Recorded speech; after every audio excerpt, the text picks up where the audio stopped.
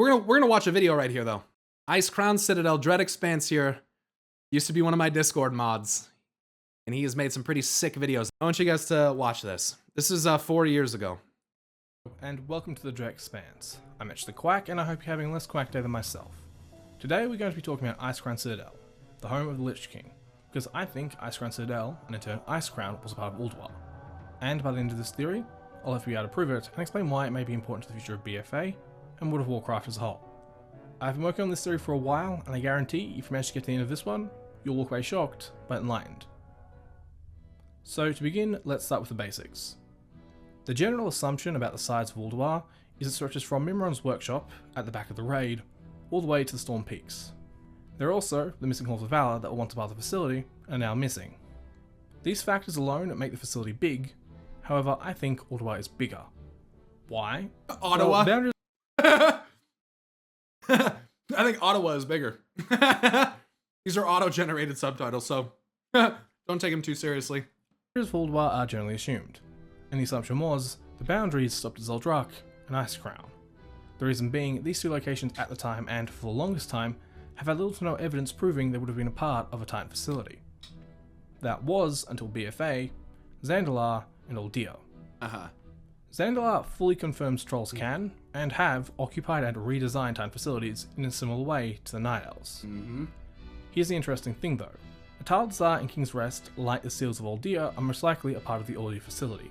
The reason this is important is because Zul specifically uses the center of Atal'Dazar to kill Razam. And this is not the first time we've seen something like this happen to a lower like Razam. The lower of Rhinos in Zul'Drak, Akali, suffers an identical fate to Razam, including the fact both were killed by the same magic and in the same fashion. The implication here is Zul'Drak is a bigger version of Atal'Dazar. Both are quite apparently subsections of bigger facilities, Uldia and Ulduar respectively. The Empire of Zul. Both were quite obviously designed to experiment on, and suitably hold, lower. This should really make you think about those quote-unquote shrines in Zul'Drak. Yeah, Shades. That's what he's saying. And whether they were actually designed to be shrines in the first place. But I digress. The main point here is, thanks to BFA, there is an ample amount of evidence to support Zul'Drak being a part of Ulduar. This revelation basically expands Ulduar's size to the southeastern edge of the Howling Fjord, and explains why there are massive Titan ruins, Troll ruins, Vrykul, Furbog, Earthen, and Giants littered around the fjord, and the Grizzly Hills. The creatures were most likely protecting Ulduar's outermost perimeter, while the ruins were probably the outermost edge of the facility. I'm gonna link this to you guys. This expansion Barfik raises Newton, one thank you very for the glaring 16 question. as a tier 2. Why is Johnny in the ICC hood? a part of Ulduar? What's up, Johnny? Or more precisely, What's up, why Tamlins? hasn't it been considered that ICC was once a part of Ulduar? Good I question. mean, the zone is literally sandwiched between zones that have been substantially influenced by the Titans. That's a really, really good point. Yep. Think about that. Sholazar Basin, incredibly influenced, obviously, by the Titans. And down here towards Dragonblight as well. Not that there has... I mean, there's a fucking literal giant temple built in the middle of fucking Dragonblight, too. So how the fuck did Icecrown manage to avoid the Titan influence? Yeah, fucking right. That's kind of what he's saying here. Terralins, thank you for being a 26-month resub as a tier 3, dude. God damn. Movie time in the stream watches the Flames of Dawn video. We'll see. Specifically, Sholazar Basin, Winter's Grasp, and the Storm Peaks. And that's not mentioning the fact the Chamber of Communication, which we used to talk to Azeroth in Legion, and the Is Vault in of Sholazar Arkelon, a Basin. Titan Vault, share a mountain with ICC. Yeah, it's on the east and side. assumedly, up until this point, non-Titan building. It's a scenario which is pretty unlikely considering... So 4 years ago, this was before we had it revealed to us that the forges beneath ICC and the Frozen Throne could be used, to activate those forges and send forth energy to another facility that is more than likely in some capacity influenced by the Titans from this place. So this guy was like saying this before they even showed that actually is possible. Which is fucking crazy. This is why he was one of my mods and why he made his own YouTube channel, because he's fucking smart and he has really good ideas, and this is one of them. Considering how thoroughly the keep is built into mountains. I mean, just look at the Storm Peaks. The chances of ICC being a part of Ulduar seem higher than the chances of it not. And if you're curious as to why I've been excluding the Borain Tundra and Dragonblight, it's because they're both fundamentally on the low ground. The curve of the land that goes from Sholazar Basin and Winter's Grasp to the Howling Fjord is mountainous and elevated in comparison to the sea. That's a really good point, just like Zandalar. That's interesting. Sholazar is pretty much the only accepted land around it. Basically, it seems as if Ulduar was built into the mountains of Northrend. Like, all of them. And the Keepers avoided building on the low ground when it came to Ulduar. And before I hear the cries of what about Wimrest? Uldir, well actually TOT did this first, but few people pay attention to MOP lore, so Uldir. Uldir solidified a very important fact about the Keepers. That fact is, the Keepers are horrible at disposing of their failed creations. The Fair Devourer didn't come out of nowhere, and I highly doubt Galakrond was the first attempt at creating a dragon. Either way, considering Dragonblight's location, at the base of a Titan facility, with the Bioresearch Division adjacent in one zone and a weapons testing facility in another, it's almost a certainty Dragonblight was quite literally a biohazardous landfill of failed Titan creations, which Yeast. Gross. And also very likely. Cast it down the mountain. What if the Seat of the Pantheon was originally Argus's Forge of Unmaking, basically his version of Exterminatus Machine? I think that's cool. That's a cool idea. also, but not precluded to, dragons. Also, the reason why I haven't mentioned Crystal's Song is because that zone seems to be the odd one out. As in, you'd assume with the heavy concentration of ley lines and the elven ruins in the area, there would be some obvious reason for what the Keepers could have been using the area for. Yet, from the design of the Storm Peaks, it seems as if water flowed into the valley, putting that entire area underwater. At this point, I've hopefully at least raised your awareness of why ICC and Icecrown could have been a part of Ulduar. It's very apparent, considering their location, that there should be some relation. From here, we're going to move on to the zone of Icecrown itself, because if this theory is correct, there should be some proof of Titan influence in the area. And there is. But before we get to that, there's something I need to make abundantly clear about the zone of Icecrown. The Icecrown we see in game is not what Icecrown originally looked like. Only after Illidan's first attempt to destroy the Lich King did Icecrown begin to look the way it does in game. Prior to Illidan summoning a storm very similar to the one the Naga wanted to summon in the Crucible of Storms, Icecrown was basically a massive glacier. And when I say massive, I mean massive. As in, basically imagine a glacier that was as tall as Icecrown Citadel, possibly bigger, and as wide as the zone of Icecrown. That is how big the Icecrown Glacier was. And to be clear, ICC has never moved. The Citadel was built before the glacier was destroyed, meaning the Citadel was built within the ice. And the reason I'm so certain of this is that I'm not overreacting when I say the storm Illidan used was as powerful, if not more powerful, than the storm we stopped Unut & Co from summoning in 8.15. The scary thing though is the Lich King's prison and the Icecrown Glacier was so strong Illidan had to pummel the glacier with the storm just to expose and wound the Lich King. The main point here though is all of Icecrown prior to its attack was technically underground. And this is where the first bit of Titan influence becomes apparent, because the ramparts of Icecrown make no sense. Or, more precisely, to me, the ramparts of Icecrown don't make sense as ramparts. And I don't say that lightly, as I do think Blizzard designed its maps very well. I mean, yes, Mordrethar, Corporathar and Uldrathar make walking into Icecrown difficult, but walking an army through Icecrown to begin with is tactically insane, considering walking an army through the base of a canyon is basically screaming, "Please ambush me." And that's not mentioning the fact certain ramparts are quite apparently useless or just out of place. Fundamentally, Icecrown's defenses made no sense. That was until I realized Icecrown was initially underground, meaning there was no need for these ramparts. And if these apparent ramparts weren't designed to be ramparts, what were they originally designed for? With this all in mind, something you generally shrug off about the defenses of Icecrown and ICC itself become very apparent.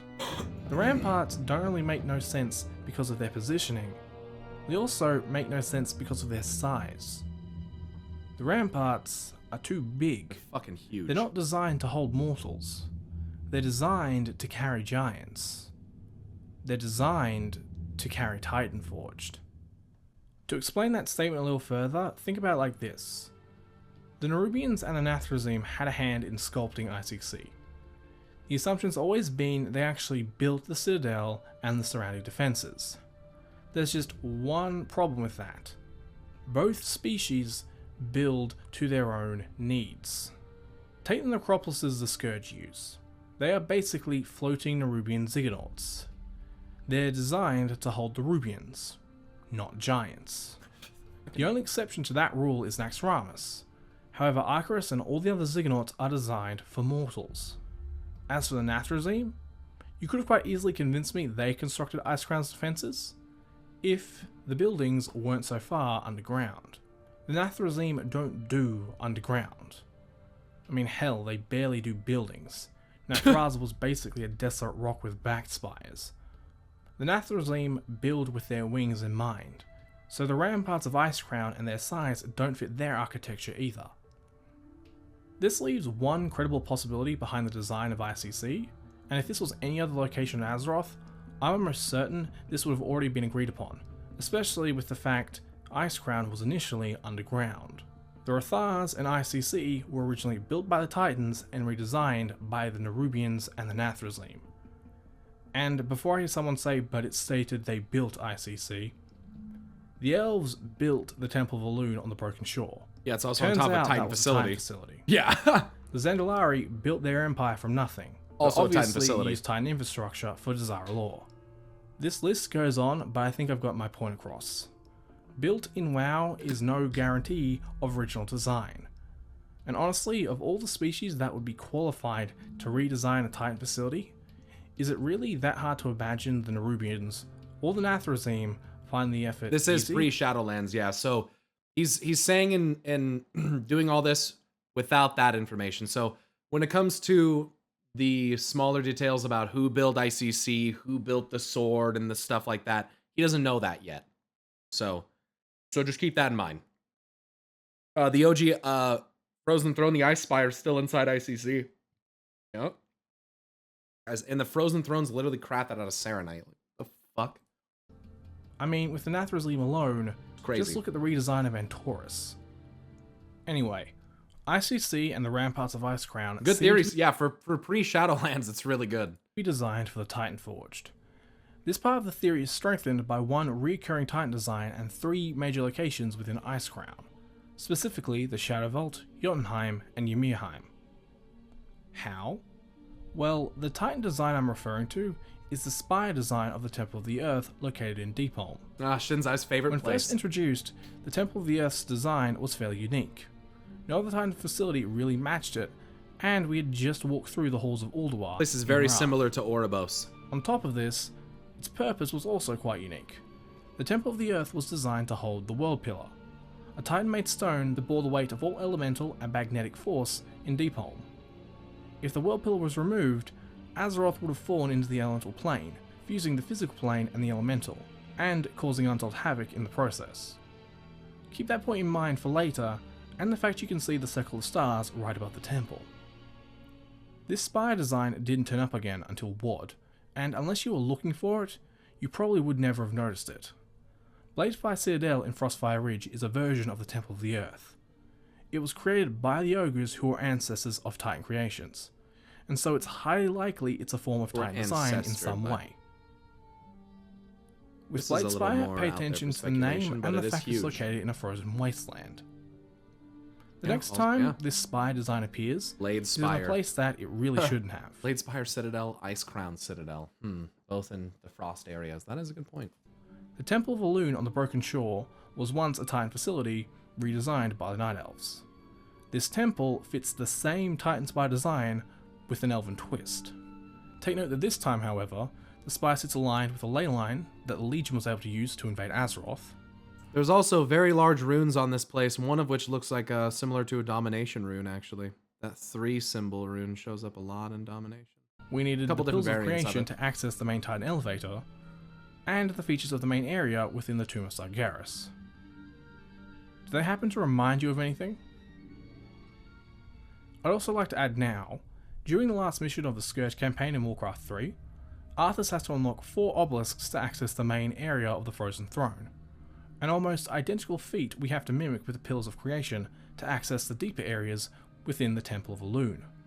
I'd like to thank Skinny Fat Person from the Shinies and Lucky's Discord for pointing out the Warcraft 3 mission to me. Now, have you realised the similarities yet? If yes, I know. If not, here you go. ICC and the Temple of Elune are the same Titan Spire design. One was reworked by the Night Elves, the other by the forces of the Lich King. Yet fundamentally, they both have a similar design. They are both tweaked just enough so that unless you're looking for the similarities, you wouldn't notice them. This recurring Titan Spire design reinforces ICC being a form of Titan facility because it wouldn't have been the first or the last. ICC is not the only Titan Spire to have been heavily redesigned, and it's not the only one to have had a powerful entity that's not a Titan Forge occupy its halls. Entities that just happen to relate to death. In reality, the real question from here becomes how many other similarities does ICC share with these other spires? Is it connected to a ley line? Does it contain something akin to the World Pillar? Is there something like the Circle of Stars above it? I believe ICC has little connection to all of these possibilities, but I'll get to those answers later. Continuing on to the areas within Icecrown that imply a connection to the Titans, the Shadow Vault is the most coincidental, and the Y is in the name, Shadow Vault. Vault. 9 times out of 10 when we hear the word vault related to a location, It's that usually place Titans. in some way, shape or form normally relates to the Titans. Yeah. What would have been in this vault is uncertain, however if I was to guess, I'd assume the secrets of how Death Knight's rune forged came from the Shadow Vault. As in it's likely the rune magic was created by the Titan Forged and was rarely used or locked away for being too dangerous. Hence the rune forge in the vault. Jotunheim strengthens the idea Icecrown was related to the Titans for a more complex reason than you'd think. Because okay, it's a Vrykul settlement, but that could have been built at any point in time. The reason we know Jotunheim is old is because of the Vrykul in stasis located in the area. There are only 2 known instances in which Vrykul have been put into proper stasis. The first were the Winterscorn, who were put into stasis by the dragons as Tyr and co fled south. The second were the Dragonflayers, who were trying to stave off the Curse of Flesh. Both of these events happened before recorded time in Azeroth, as in Icecrown would have still been a glacier. But here's the kicker. The Titan Forged can't just go into stasis. They require a Titan facility to do so. Right. The Keepers had to build a vault for the Trogs, while the Earthen and the Gnomes had to use Aldermen so they could go into stasis. The implication is Jotunheim was, or still is, a part of a Titan complex that had the ability to put Titan Forged into stasis. This leaves Ymirheim, which, similar to the Shadow Vault, is kind of coincidental. Ymirheim is apparently one of the most important places to all Vrykul in Northrend. And once again, 9 times out of 10, when the ancestors of a Titanforged species say a place These guys also dominate people to mine for them as slaves. I don't know. is important for whatever cultural reason, I it believe it. usually implies Titans, old gods, or both. The Dwarves are drawn to Titan ruins, hence a fascination with archaeology. The Mogu innately protected the Vale of Eternal Blossoms. This is another list that goes on, but I figure I've made my point. For Ymirheim to be important, the Y probably relates to the old gods or Titans, further strengthening the possibility of ICC and Icecrown being related to the Titan facility of Ulduar. The last thing about Icecrown that indicates the Titans had a heavy presence in the area is the fact that there are Nerubian ruins under Icecrown, specifically ICC. Built on top of it. The reason this is important is twofold. Servants of the Black Empire had a habit of building temple cities near, if not throughout, the old gods' bodies. The Akia were Black Empire servants. The Nerubians are a variation of the Akia. So it's quite likely they didn't build an Icecrown by accident, even if they wanted to be free. On top of this, the Keepers had this habit of building near, or just reusing Black Empire structures to imprison the old gods. Yup. Just look at Anchorage. With this logic in mind, I doubt Anchorage and Anchorhet, the Old Kingdom, an older part of Ashel Narub, have the same prefix for shits and gigs. Arn is most likely a designation used by the Akia to describe temple cities that were quite literally built into, or close to, the old gods. if not at the very least being important cities.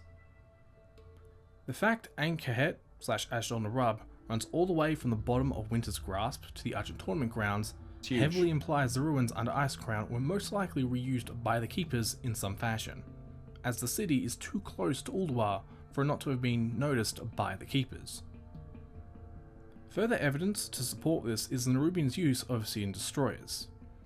The Nerubians corrupted and used Obsidian Destroyers when they first moved to northern Azeroth. As the story goes, the Drakari destroyed the Obsidian Destroyers so they could take a hold of the surface. So, the question becomes, why are the Scourge able to use Obsidian Destroyers in Warcraft 3? Question. I also just want to thank Sherview from Shines and Lucky Doos for pointing that fact out to me. And yes, during Warcraft 3, the Scourge could spawn in Obsidian Destroyers, creatures that have been confirmed to be a form of Titanforged.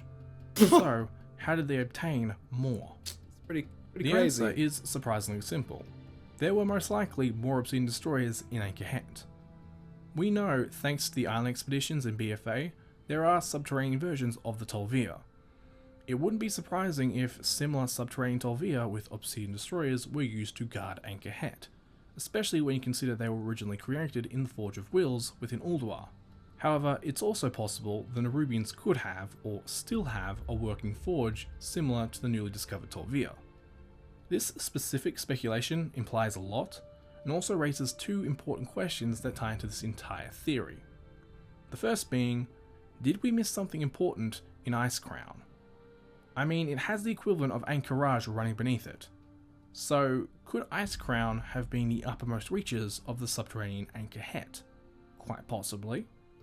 And if this is correct, did Yogg have an important piece of his body in these upper reaches of Ankh-Khet, similar to Sea Thun and Anchorage? With those questions, we've reached the why of this theory. At this point, I've hopefully proven ICC and Icecrown in some way, shape or form should have been a part of Ulduar, as there appears to be way too many geographical markers to prove the point. And what we know now, I would definitely agree. The question becomes, why? Why is Icecrown and ICC important? What is it about this area of the world that saw Yogg-Saron take interest in it, and the Titans build a facility over it? With these type of theories, there should always be a why.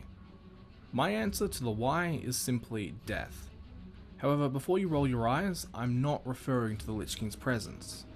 I think death has had a very strong presence in Icecrown long before the Lich King, and it's been something the Titans and the Old Gods have been trying to keep in check for quite some time. So, to start this why off, we need to consolidate some information. Trying to keep The in first bit of check. information we need to pay attention to is the Void's response to death in the Three Sisters comic.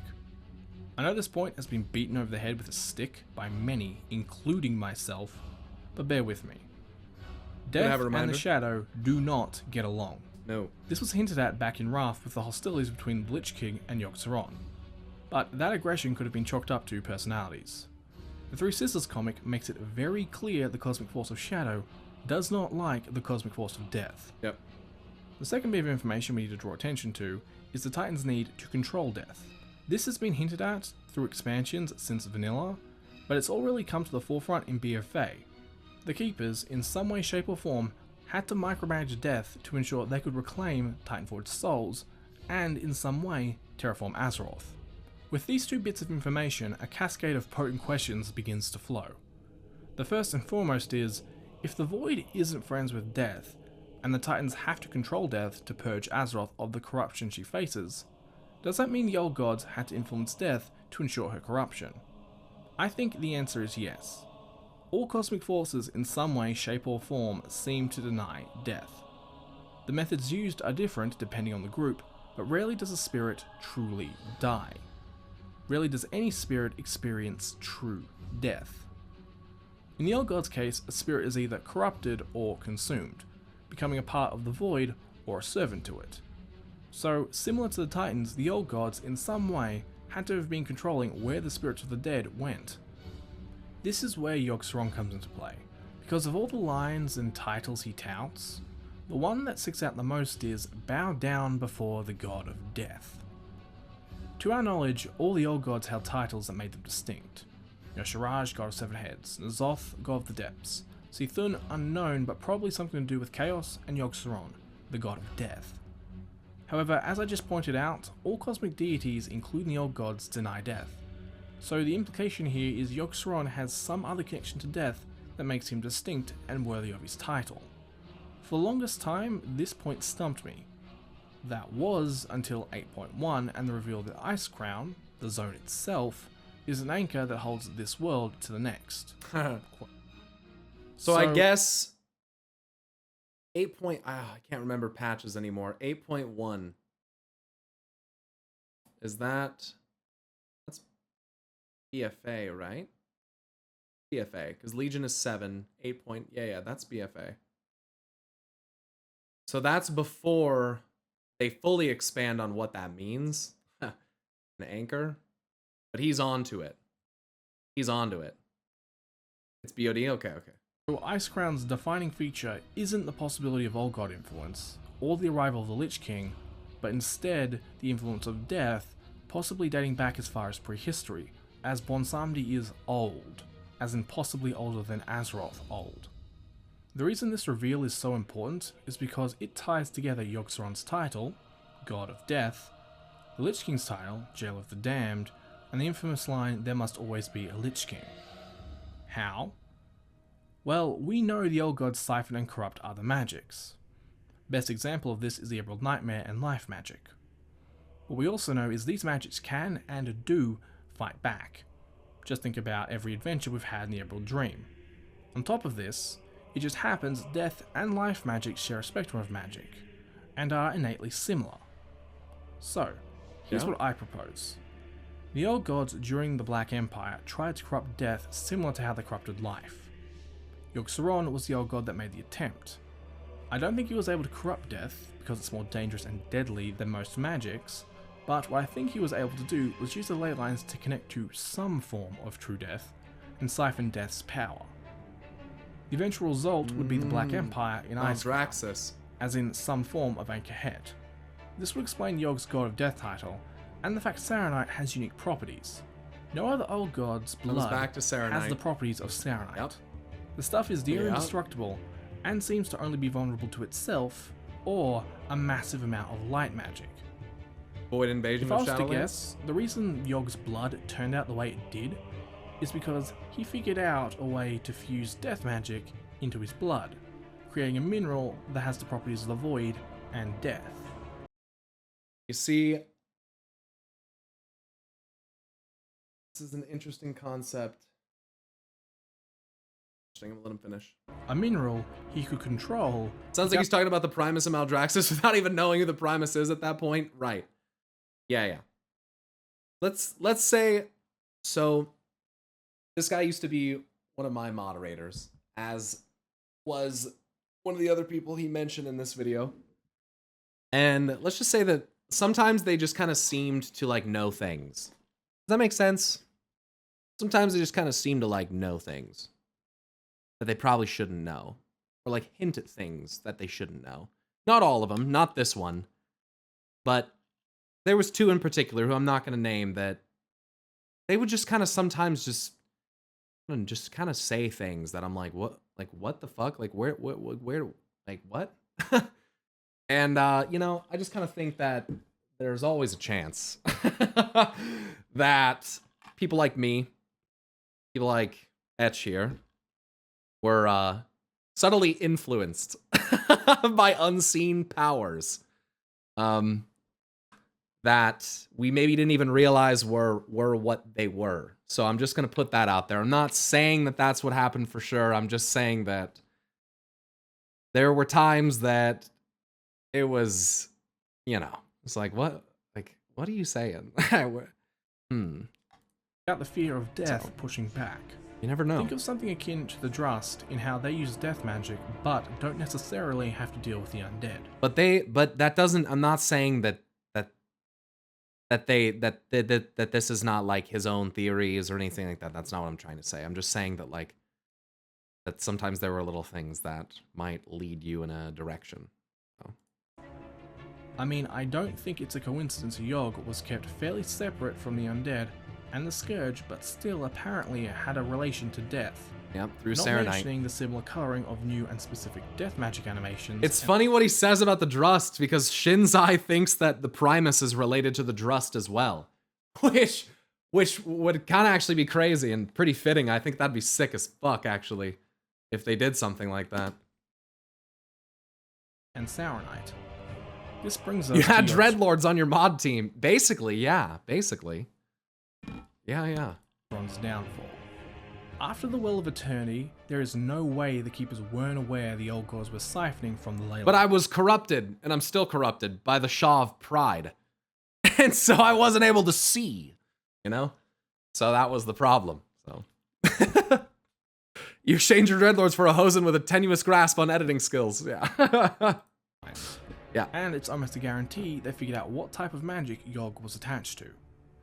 So, if I'm a keeper and I've just defeated a creature siphoning pure death, and I know if I start to clear the corpse, I have a chance of killing the planet, and letting loose a force that scares every other cosmic force in existence, I'm left with the question, do I take the risk, or do I use the natural plug-in filter the old gods provided for me to contain the problem? I mean, what would you do?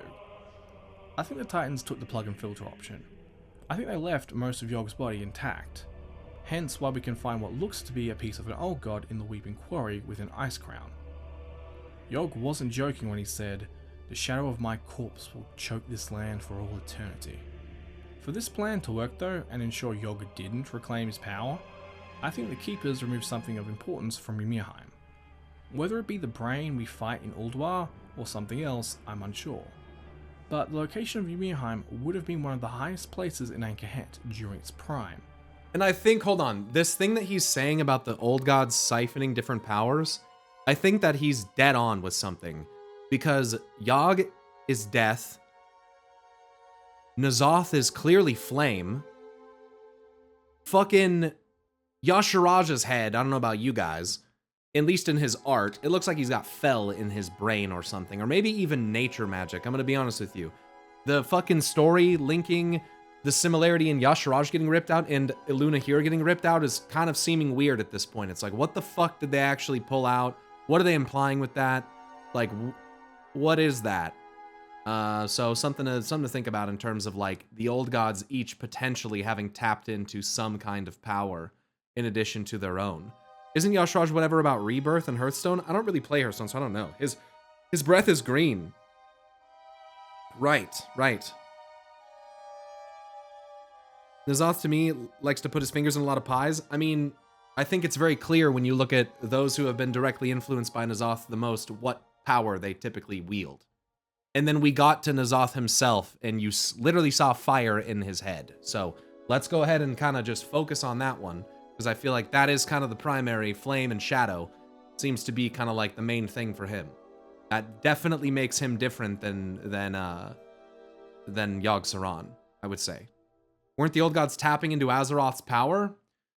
That's not really what is said. It might be implied, but what they say is that the old gods plummeted from the sky and embedded themselves in the earth, their tendrils reaching deep, deep down to the core of the world, to the slumbering world soul. But I hate to say this, like, what? I mean, it's not that different from what a fucking giant tree does. Who said that? That's what's written in Chronicle. That's like what everyone goes off of. So I don't necessarily believe that that's necessarily true. I don't know. I think that there's still several options for what they are. And in fact, the old gods could individually be separate entities. We may be making a mistake by trying to attribute their form and power all to each other as though they're all of the same essence. But what Etch is getting at here also is that the old gods, as beings of, alleged void up until this point, are essentially tapping into powers like death, tapping into powers like flame and shadow, tapping into those kinds of things, maybe to, gain power, escape, make bargains. I also like to play with the idea that, like, they didn't tap into them, that they were imbued with them, or former masters of those powers. So, there's a possibility that, that's the case. But again, this dark green ore, which is clearly linked with all this fucking Serenite, looks pretty much like Oxyan, which is something that you find in Maldraxxus. So I think that there's seems to be pretty clearly like some shifting of positions. Like Yogg-Saron's not supposed to be like locked in a prison in Ulduar, you know. Flame is order though? I don't know what you mean. Flame is order. Question mark. They were by the power of Grayskull. An old god of light would be horrifying and awesome. Well, I don't know. I just don't know if it's like saying an old god of. I feel like it's like, I don't know. Old god of void. Like, what's the difference? Like, what even? There's so much like still left in the air. I feel like as far as what the old gods are. There's so many possibilities for what they could be. So many good fucking theories on it that I don't know. It's hard to answer. Ripping out a tree at the same time as ripping out Yashraj, right? Feels like old gods twist whatever they use anyways. Yeah, kind of, because the Serenite drives you insane. It does, you know, unless you're undead. But maybe it's because it's metal from the realm of death in a capacity, and so, like, yeah, it's gonna drive mortals fucking insane. It's not even of this world. And it kills, you know, it's like, I don't know. So, anyway. And this extraction would explain why this plan to work though, and ensure Yogg didn't reclaim his power. I think the Keepers removed something of importance from Ymirheim. Whether it be the brain we fight in Ulduar, or something else, I'm unsure. Het during its prime. And this extraction would explain why the Saronite mine in Ymirheim is the only place that bleeds Saronite to this day. The wound from removing whatever organ was there never truly healed.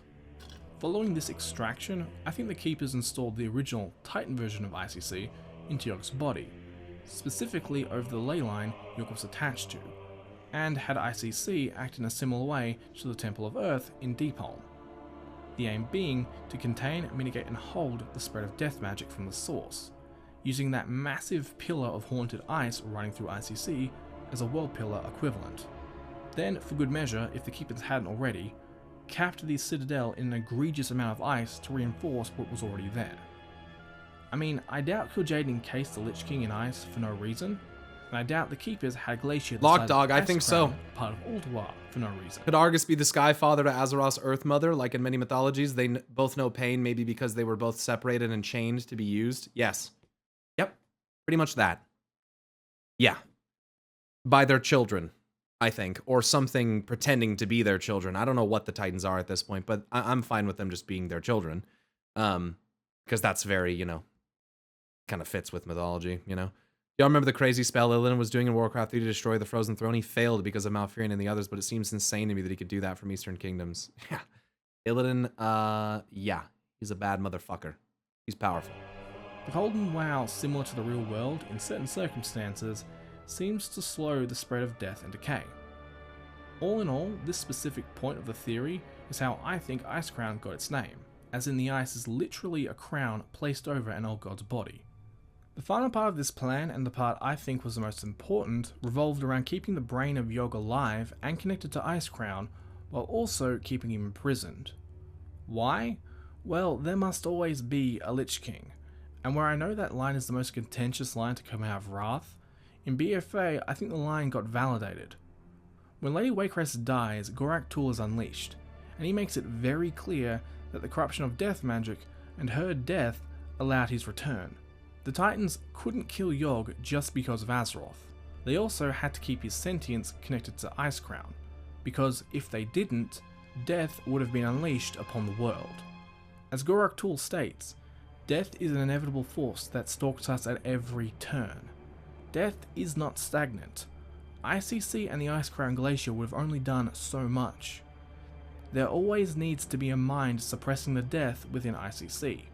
Yogg was the original suppressor, the god of death, the original jailer of the damned, who siphoned death itself.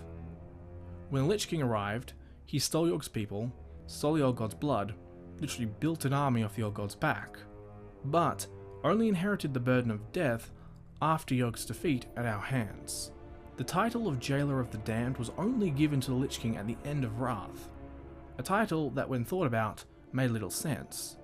Frostmourne was where the Lich King kept most of the souls he killed, and most were freed with his death. The Scourge going out of control after his defeat makes no sense, unless there's another force pushing for freedom and control of the undead. But as recent lore heavily indicates, the old gods and the Void have minimal want to control the undead. they are apparently the enemy of all. I believe the force that wants to be free and in control is death and the damned, as the absence of the jailer would allow those damned, those truly damned to death, to escape. And what's scary about this theory is if it's correct, then even if the ghost of Tyrannus was an old god illusion, the old god didn't lie. The void does not want death to be free, and if the jailer goes, no matter who they are, everything's in trouble. So, why did the Titans build a facility in Icecrown? The Titans needed a way to hold death at bay, which they did manage to do, but in the process had to use the mind and corpse of an old god to do so. I don't think it was just holding death at bay. I think at this point, obviously, with the Primus, I think there's a lot to implicate the Primus having been, you know, the one working with the Titans to make this all happen. You know, Jailer is the bad guy and all that, and that's all fine and dandy, but yeah, I think as far as what we think of the Primus at this point, domination. Even after Loken's betrayal, the facility remained intact. Zoval, why did you do it? The Primus, yeah, right? Yogg, who was being siphoned at this point. Why did you do it? Upset the facility, knowing what could be unleashed. Then the Lich King came. He remodeled the facility, practically usurped Yogg's power, and used death to spread his influence across the world. When we mortals defeated Yogg-Saron, true death nearly ran rampant. However, because of the Lich King and that one piece of Arthas that remained, that shadow of my corpse will choke this land for all eternity. I see. one piece that wanted to be king of something, the Lich King took on the burden of Jailer. Then, if Bulvar, who I think picked up on what was going on during his torture, didn't accept the role of Jailer, Azeroth would have already faced an army of true death that would have made the Scourge look tame. Now, if this theory is accurate, how could Icecrown and ICC relate to BFA and the future of World of Warcraft as a whole? Well, first, I just need to get a bit of preamble out of the way.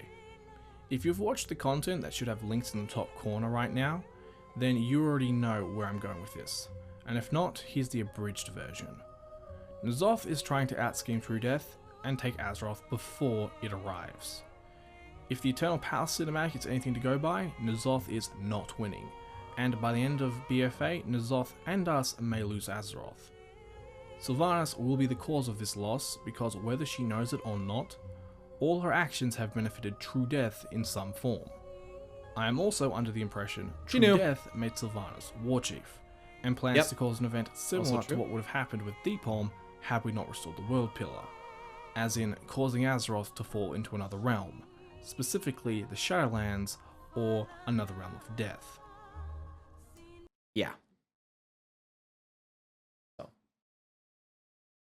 like I said, sometimes there were little things where your thoughts were pulled in a certain direction.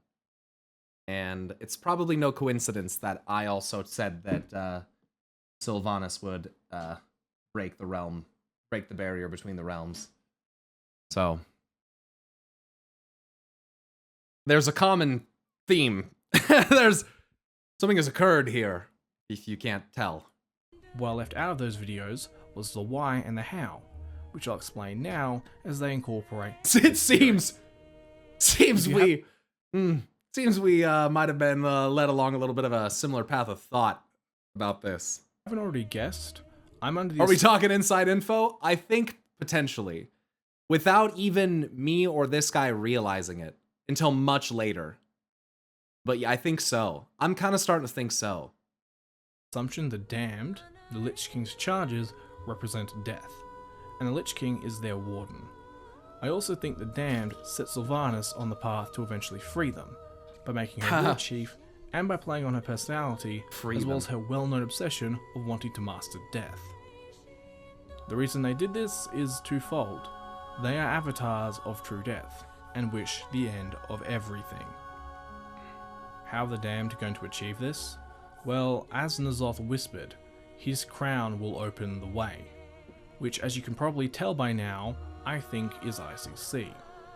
I think the Damned are banking on Sylvanas going So up he puts it on ICC as a whole, but not the Helm of Domination. after ICC in her pursuit of mastering death, and in turn expected to knowingly or unknowingly release them, which I think she'll do by either using the Black Blade of the Empire, or Azerite to drain or just outright destroy Icecrown Citadel, which I have hopefully made clear at this point is acting as a support beam, stopping Azeroth from toppling into the realm of It does more than that. Either way, if Sylvanas succeeds in capturing and mastering death, Isn't it Crystal on King Tyrannus' crown violet? I think it's red. she'll attack Stormwind or Thunderbluff, and we'll probably stop her. He's just barely Possibly off. It's kill very her. good. Yeah. But in the process of that act, I we'll love it, unleash dude. true death into the universe, causing Azeroth to fall anyway. And if Sylvanas fails and is consumed by death, becoming one of the few who are truly damned to death, we'll see the same outcome. Death will be unleashed. It'll just happen a lot faster. The only things standing in Sylvanas' way at this point seem to be the Jailer of the Damned, the Lich King, and quite possibly, if only out of desperation, N'Zoth. I think we are going to lose BFA, but we are going to lose it to death, and the fall of ICC will be the cause. Oh, we're gonna lose. We lost BFA to terrible writing. And then we lost Shadowlands to the fucking aftermath. Fuck! Fuck! Also, if you're curious, no, I don't think the Tale of the Damned is just referencing Death Knights and some really screwed spirits. I think it's also referencing something else, something spawned of true death, and I actually think we may have seen what the Damned look like and have an idea of where they fit into everything from, well, I guess vanilla to be. But what we didn't know at this point was that domination, as this extra power, is not even the root necromantic power that comes from the Primus and Maldraxxus. It is basically order being used as a force of just sheer control at this point. And yes, it works for domination because they're mindless without it. So you tap into all of them and you just control them all like a hive mind. And that's what we didn't know. And so it begs the question of why necessitate, and we know this because of the Jailer, why necessitate the creation of this order-based domination magic, which I'm pretty sure that's what it is, when there was already Maldraxxi necromancy magic, which is being expressed through Serenite and Yogg-Saron. I think it's probably because Yogg-Saron was probably made to tap in or forced to tap in or already had tapped into, as he's suggesting here. Probably to Maldraxxus, probably through some innate connection or a connection found or even built. And that's why Serenite has the properties of Maldraxxi necromancy madness, can be shaped and forged into death metals and shit like that. That's a good video. Anyway, I'm gonna link it again.